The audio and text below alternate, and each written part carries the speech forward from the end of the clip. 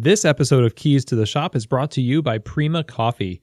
Whether it's espresso machines, manual brewing devices, or general coffee shop needs, they seek to pursue the most innovative coffee products, both domestic and abroad, to offer their customers.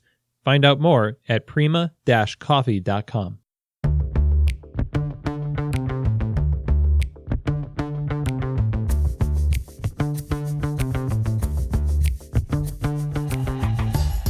This is Keys to the Shop, episode number 18, and today we're talking about hiring, culture, and the future of your shop.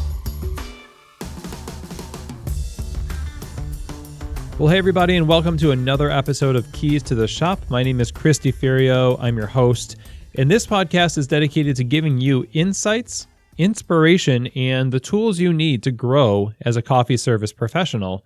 And if you didn't notice, in the beginning of this show, we have a sponsor. And that sponsor is Prima Coffee. I'm really excited to welcome them on board to Keys to the Shop. They are a fantastic group of people with a fantastic business. A little bit more about them later in the show. Today, we're talking about hiring, culture, and the future of your shop. What we're doing is essentially I'm presenting to you a talk that I give at Coffee Fest that is titled Hiring, Training, Culture, and Morale.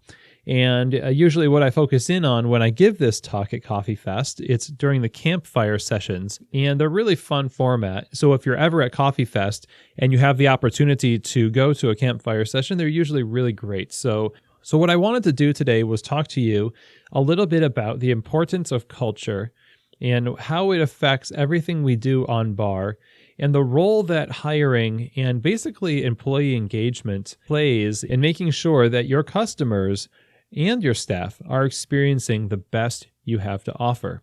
So the way I want to start talking about this is we are functioning with a lot of promises in the specialty coffee world. We are really good at marketing ourselves. We are really good at, drawing people into the idea of specialty coffee. But when people experience our stores, all too often what they experience is something less than special. There are many reasons for this. Some are worse than others, but most of the time it's an accumulation of small things that build up to make a big impression. And I like to look at that as sort of this white noise that exists in the environment of our stores. It's made up of, inattentive staff or unstocked condiment bars, a drink order that gets messed up and not handled right. Somebody overcharges you. There's all sorts of little things that happen in the store that take a little bit away from the experience that the customer could have. And let's face it, when we open a shop, when you're running a store, you hope that the customer experiences the best of what you have to offer. The best service, the best quality, the best experience. And these things tend to be that white noise. It's like the customer grows to accept that is just there. So if you've ever been in a meeting where an air conditioner is going and all of a sudden it turns off, everybody kind of takes notice that it is turned off because they had grown used to the idea that it was just there. It was a part of the environment. But the absence of that white noise makes a big impact. So my contention is that through hiring great people and bringing them into a well-curated and great culture, we are able to remove those impediments to the customer's experience and make that kind of an impact for the customer. So if you walk into a bar and you notice that, things are really clean and people are attentive and the quality is really great, it's like somebody has done all of those little things well. That's what really makes a great impression on customers. And that takes a lot of work. It takes a lot of intentionality. And I hope to give you some tools and some steps in order for you to be able to do that more effectively on your bar. So this is why we're going to focus on culture. Culture is the way things are done in your store. It's actually the motive and the means for things being done. So why do we serve customers the way we do? Because it's our culture to do so. Why do we prepare the drinks the way we prepare them? That's also part of our culture. Now, you can have a great culture where those things are done well, or you can have one that's simply, high one day, low the next, or just low all the time. We're going for one that's really great. And, to illustrate my point about what happens with bad culture, I'll tell you a story about some time in maybe 6 years ago when I lived in Indiana. I heard about a coffee bar that wasn't that great. And I, of course, wanted to check out this coffee bar for myself. So I went to the coffee bar and I asked for a coffee, of course, as you do in a coffee bar. And I wanted the coffee for here. So I expected to get a mug, one of the many mugs that I saw on the machine, but I got a paper cup instead. And I don't know what the deal was. Maybe they didn't want to do dishes or something. Anyone can guess. So I kind of shrugged it off, as I guess most customers would do. And I went over to where the coffee was in the urns over to the right of the coffee bar. And the only coffee that was not flavored was empty. So I didn't want any flavored coffee, so I let the barista know.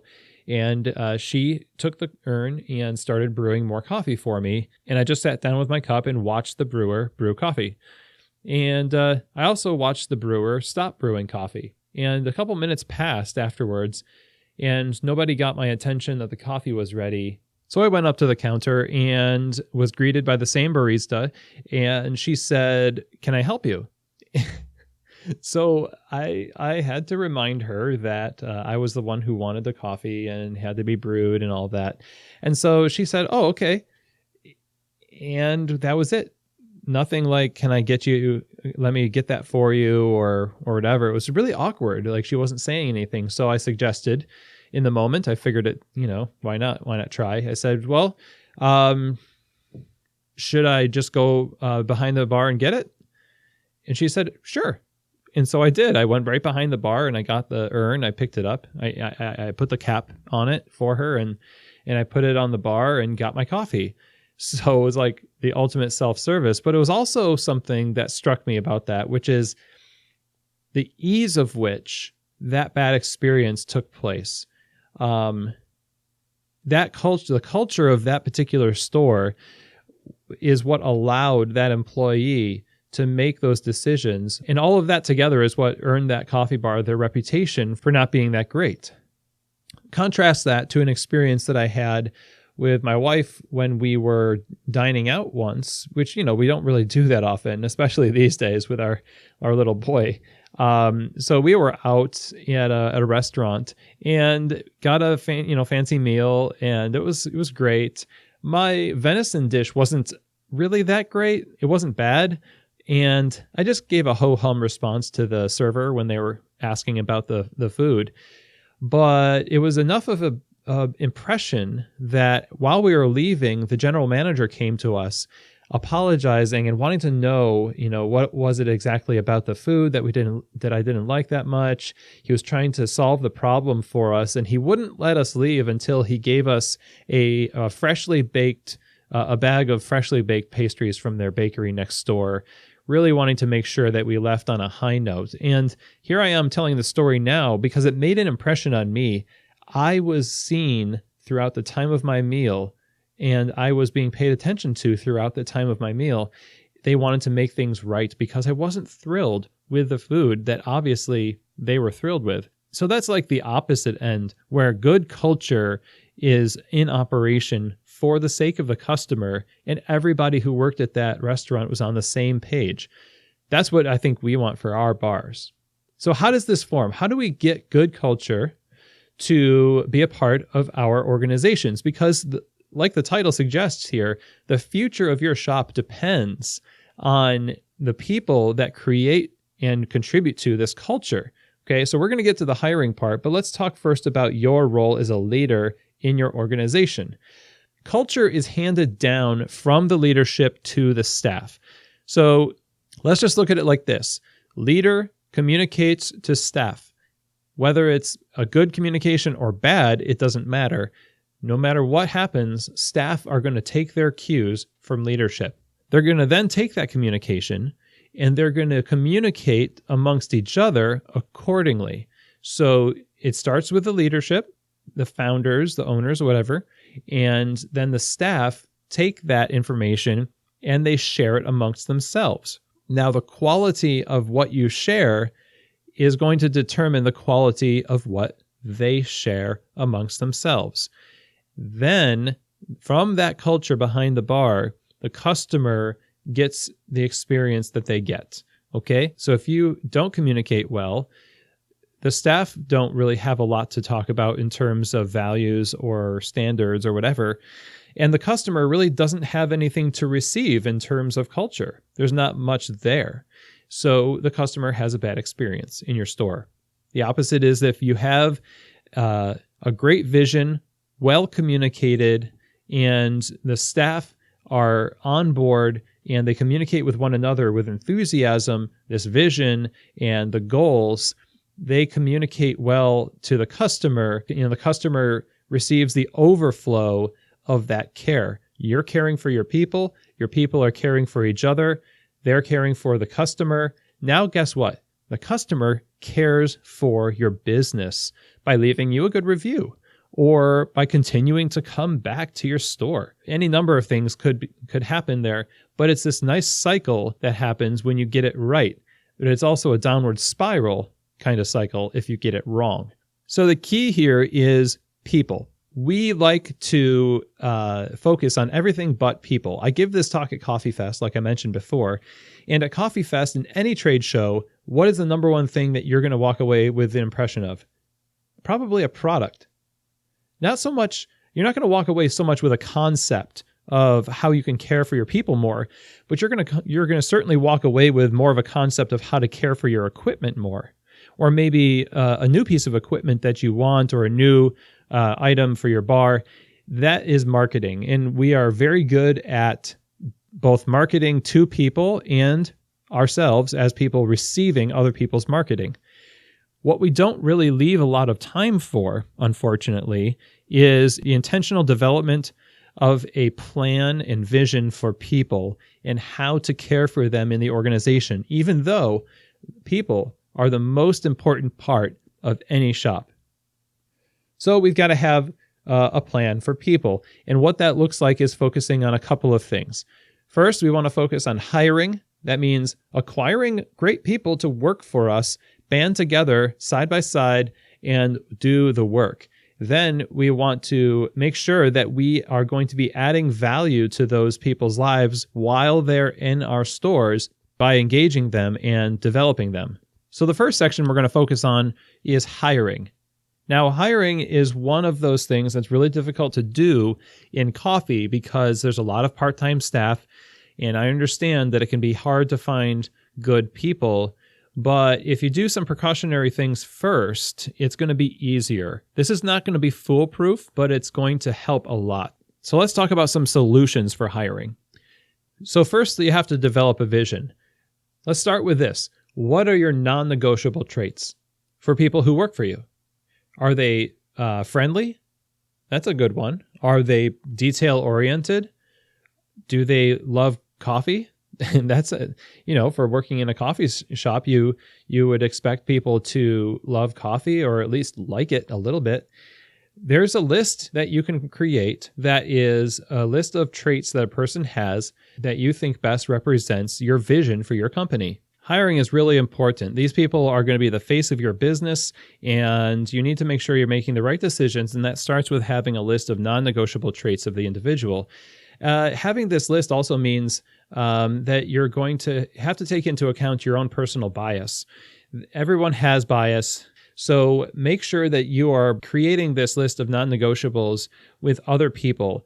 What you don't want to do is end up with a staff that is made up of only people that you feel comfortable with. You want to make sure that you're hiring them for better reasons than that, and that you're not inadvertently discriminating against people who might possess the same traits that you value, but you are not as comfortable with. And that means making sure that the ways that you're selecting your people are counterbalanced against the bias that you might have. Once you have this list of non-negotiables, you have to have a clear structure for the work and the staff. You have to know who you're hiring. Like, what is this job that you are hiring for? What does this job entail? It's maybe you know in your head, but the barista that you are going to hire needs to know what being a barista looks like in your organization. And even if you haven't opened yet, you can kind of predict what that person is going to be doing in your store. And you have to have a vision for what that job looks like in total.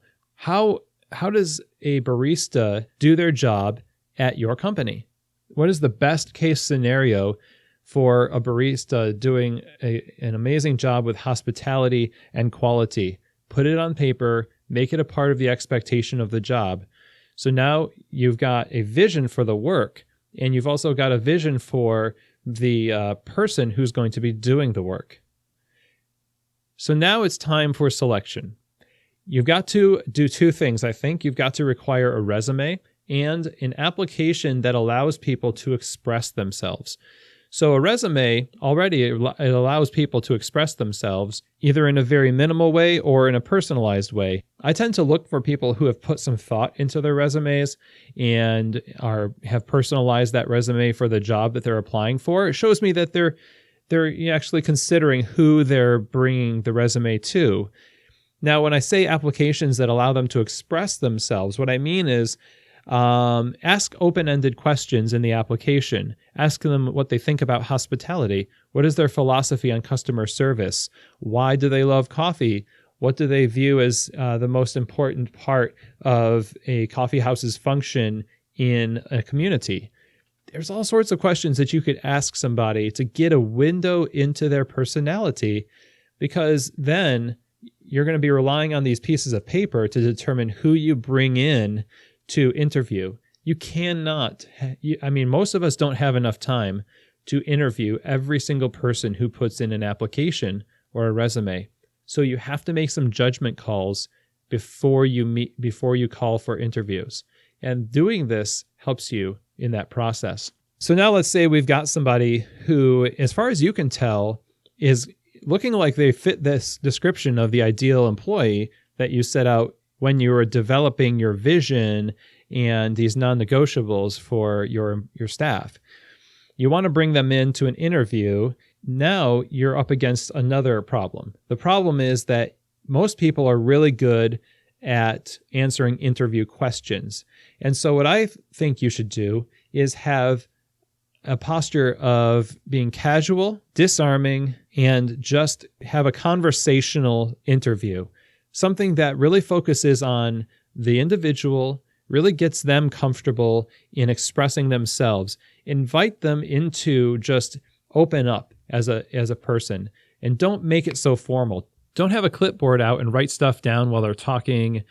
Don't dress in a three-piece suit. All this stuff. People don't express who they really are until they become comfortable, and then you get to see who they're going to be on bar. When they work for you and they're up against a rush, or they spill a drink or mess up an order, or they're really tired, that's when you really see the true personality of a person. And this is your one shot, your last couple of shots, depending on how many interviews you have with them, to see who they are before you entrust them with your customers and your brand. So we don't want to take this lightly just because we're being conversational. You still want to ask probing questions.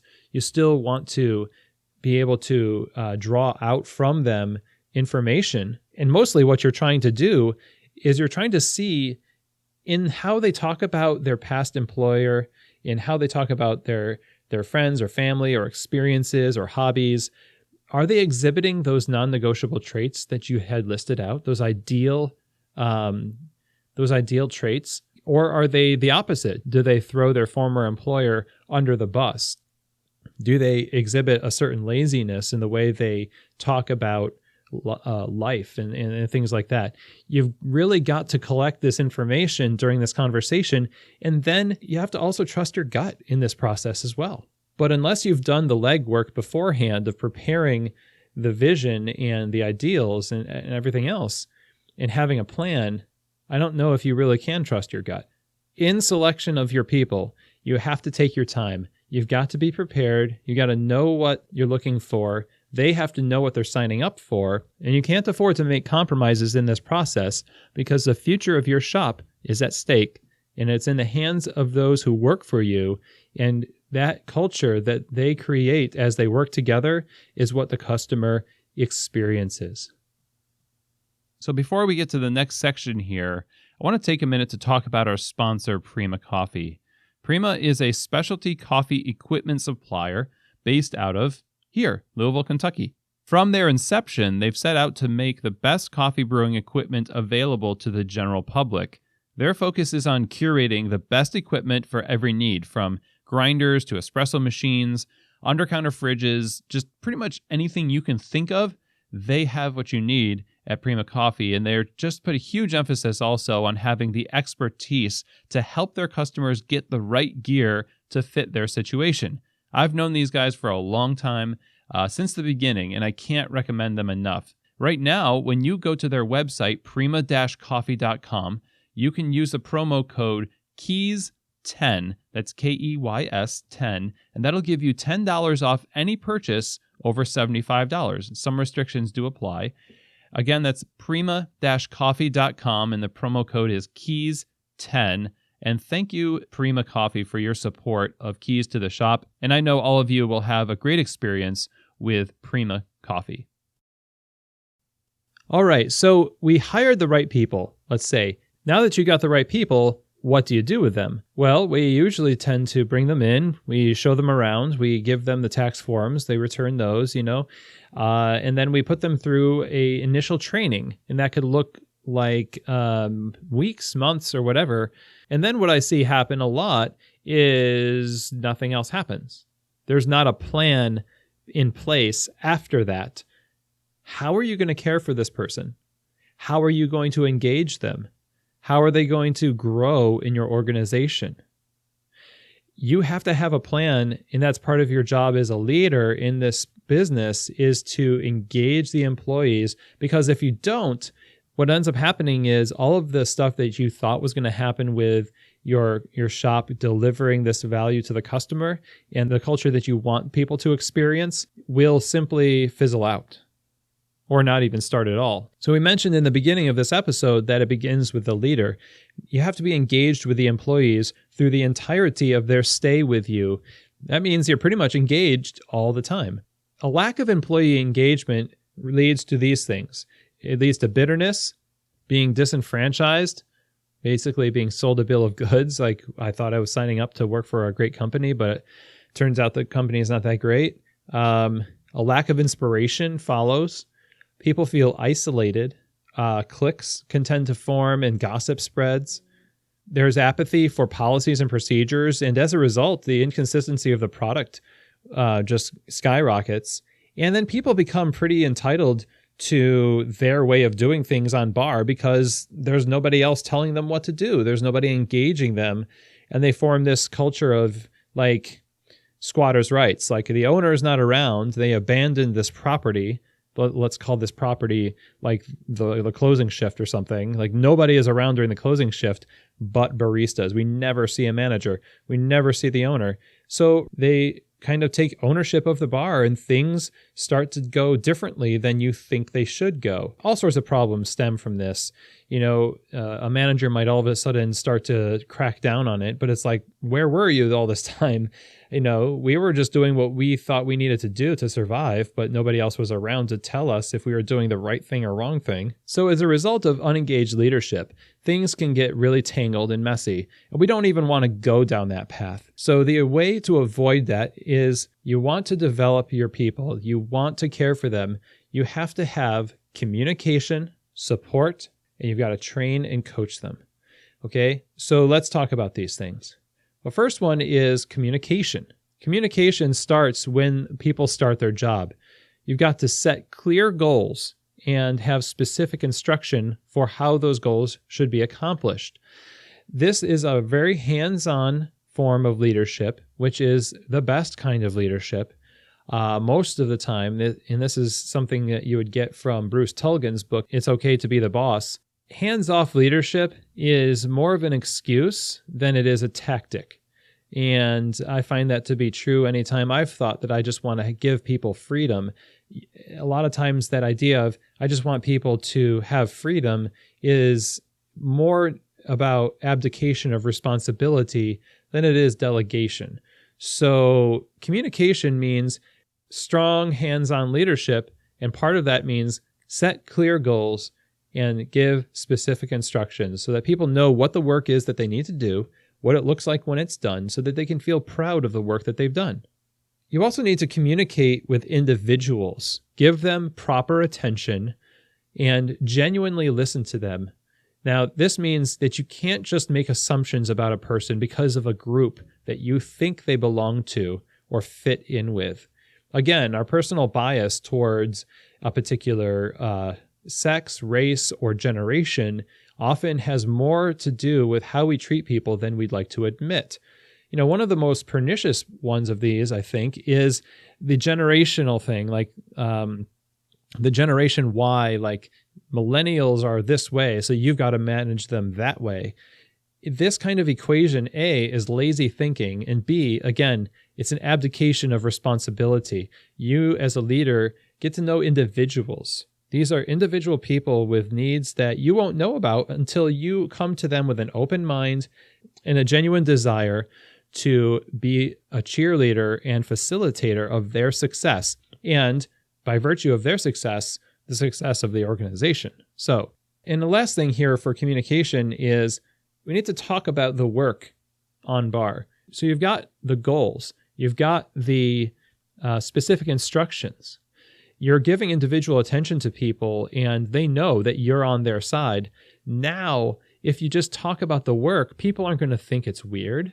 People aren't going to think it's like, you're coming down on them, because they'll know through the history of goodwill that you've given them that this is just part of the culture here. We kind of keep each other accountable for the checklist. Like a conversation that looks similar to something like, hey, I'm going to finish the dishes here. Could you do the bean wall? And then I'm going to start sweeping behind the bar. That does not sound like somebody who's being bossy. It's just a game plan. It's part of a conversation that needs to be okay behind the bar, both for the staff to have amongst themselves and for, especially, it starts with a manager or leader initiating that conversation amongst the staff. If that happens all the time, along with those two other forms of communication, then you're going to have a really healthy environment. Now, part of support, so we have communication, we need to support people to engage them. Part of supporting people means that you need to actually be there, or somebody who represents authority in the organization, who's some kind of a boss of some nature, needs to be around to see the work being done, to have present leadership. How are you going to tell somebody that they need to do a better job if you're not there to see the job they're doing or the context in which the job was done? Same thing if you're going to give somebody a review. We said this in the 10 traits of a people first leader, or the 10 steps of being a people first leader. If you're going to say good job to somebody, they better know that you see them doing a good job, or else they're going to know that it's just words. So being present isn't always possible with every single shift, but you can be present for multiple different types of shifts throughout the week, and people will know that you are paying attention to them. I like to think of staff kind of like the customers of the organization. And you as a leader should be showing the kind of hospitality to the staff that you expect the staff to show the customer. And being present and engaged with them is the first step in doing that, in supporting them and being on their side. Another way of supporting your staff means providing the tools they need to do the job correctly. So if the sponge is disintegrating and the tamper is broken and the machine is leaking, people, they're going to have this idea in their mind that this boss doesn't really care that much about us or what we do. Like when you're behind the bar 8 hours a day or longer, your world is made up of those little things. If you're a boss or a manager, maybe your world isn't so much those things. Maybe you're not as attached to them. And so for you, it might not be as big a deal, but you have to empathize. You have to realize when there isn't a functional steam wand and when the ice machine's not producing enough ice, if people don't see you actively working on solutions for those things, then obviously anything you say about caring goes out the window. So you have to supply people with the tools they need to do the job correctly. And lastly, for support, you need to be able to coach people in their progress and follow through on the instructions that you give them. Coaching is different than just bossing. Bossing is as a way of doing things has more to do with being dictatorial, which in and of itself, I guess, is not really wrong, but it's not going to win you any points. Coaching is a posture of bossing that makes it more of a collaboration where people know that you're on their side and you're there to facilitate their success. And you also know that people care when they follow through. When somebody recognizes that you got that new flavor in your latte 2 days ago, and now they're just seeing you and they remember to ask you how you liked it. As a customer, you're going to think, wow, they remembered all the way 2 days later and they're asking me about that drink I got on Tuesday. Man, and I feel valued. As a leader, as a boss, if you don't follow through with the instructions you give people and catch them doing that right the next time, it won't seem like you care. It won't seem like you're supporting them or that you're paying attention to them. But if you bring it up later and you are helping them through the process, they know that you're on their side. So we've gone over communication. We've gone over support. Now let's talk about training and coaching. The initial training of an employee is really important. When they first come into the organization, they need to be processed. Not, it sounds like cattle, but they need to, go through the normal process. But how they're brought into your organization is really important. It needs to be a mindful process that considers how much people can handle in terms of information, that you're not giving them too little information that they don't know what they're doing, or too much information that they feel overwhelmed. But you're giving them the appropriate amount of information of what they're expected to do in that moment. But it goes beyond that. You can't just hire somebody, put them through initial training, and not have some kind of a plan for what you're going to do for skill development afterwards. You need to have some kind of continued education in place. It doesn't have to be, just super complicated, hours and hours of training every day. It has to be something that where the barista knows that it's not just one training and you're on your own. It's continual skill development as their career develops with you in the shop. Another aspect of training and coaching is the manual. Having a manual that outlines all of your policies, your checklists, the whys and the whats behind everything is a great way to have a touchstone and a way that you can help people when you're following up with them as a coach. You can point to the manual and it gives people something to reference when they're working. If you don't have a manual, if you don't have checklists that are updated and relevant, then I would encourage you to go check out the episode 4 Keys to an Effective Checklist, which we'll link to in the show notes here. That's a helpful way of organizing how you're going to put your checklist together for your staff. That's a great way to help your employees be engaged and develop in your store. A couple other notes on training and coaching. You need to be able to plan your days as a leader and plan your shots. Your presence on the bar means a lot more than you think. People form an impression of you and thus the company based on what you say and do. So it's easy. It's really easy for us to have negative things to say sometimes. But what's not easy for us to do is to have affirmation ready about the employee. So what I would encourage you to do is plan your day around affirmation and guidance of the individual. And what that means is catch them doing good things. Keep a lookout for things that they do well and make a plan. Like, I know that Sarah is going to work tomorrow during the mid shift. And today I saw her do something that was really great. I'm going to tell her tomorrow about that. And that's probably going to mean a lot to her. And you have to follow through with it. You've got to make a plan. It has to be important to you to do that, or else you're not going to follow through with it. Because there's so many distractions in your day, it's easy to just put these things on the back burner. If no news is good news is your policy, then you're going to be surprised when you wake up one day and people are leaving because they don't feel valued or they haven't been affirmed because it just wasn't a priority to us. So definitely plan your day around affirmation and guidance of your people. I would also encourage you to get reviewed by your staff. As we speak, the managers that I manage at Sunnergoss have in their hands a form that has, different questions on it, a 1 to 5 rating, but also there's an entire blank back of the page. And I said, if I didn't put anything on the front of this that you really want to share with me, just add categories to this so that I know how I'm doing in my role, because I need to know if I'm serving them well as their leader. I need to know if I'm serving them well as their manager. The only way to do that is to open up the communication between us so that they feel comfortable giving me feedback. And I feel like they do. So I'm looking forward to seeing what they say.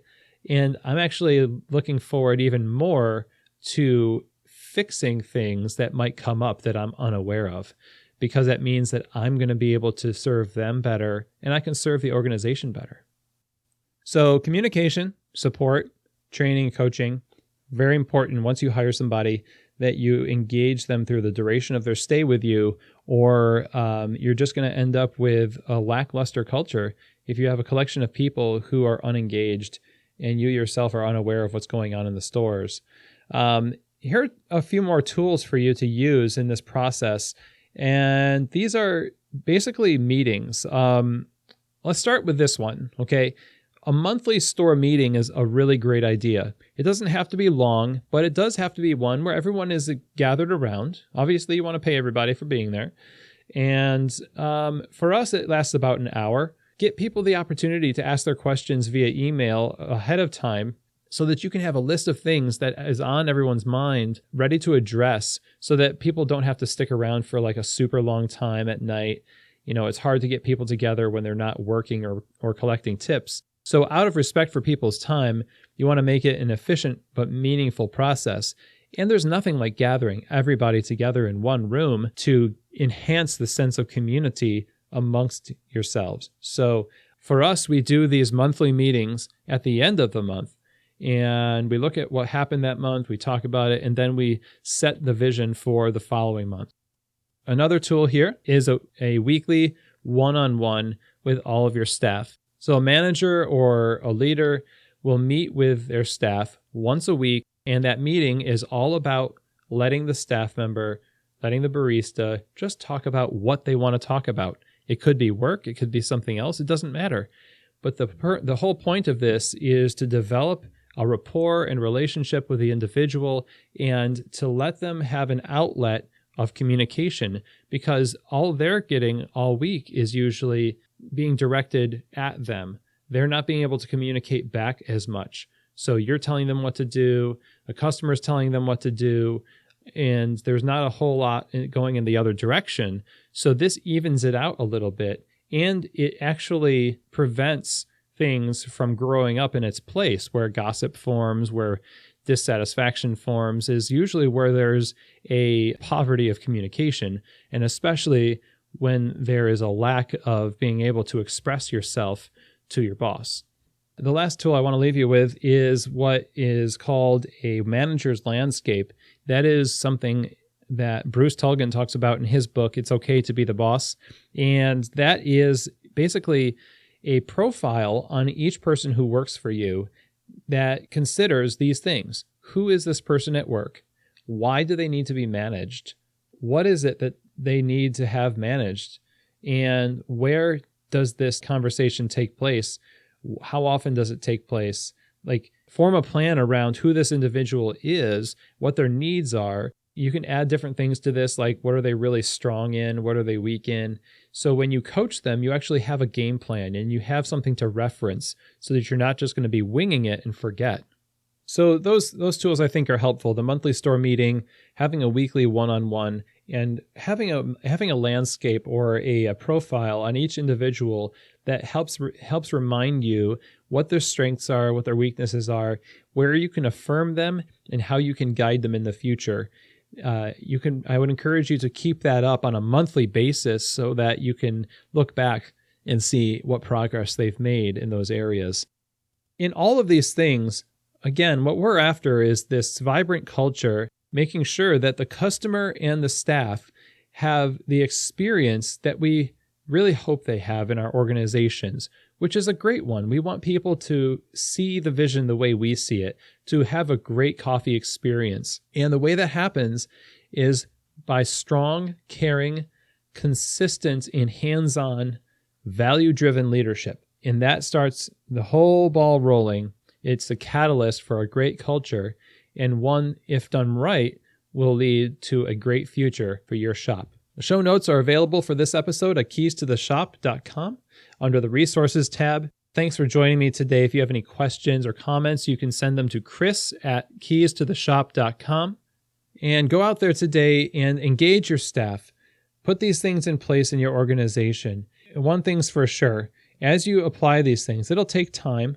Be patient with the process. Always move forward in terms of taking responsibility and ownership over the process of creating and curating a great culture for the future of your store.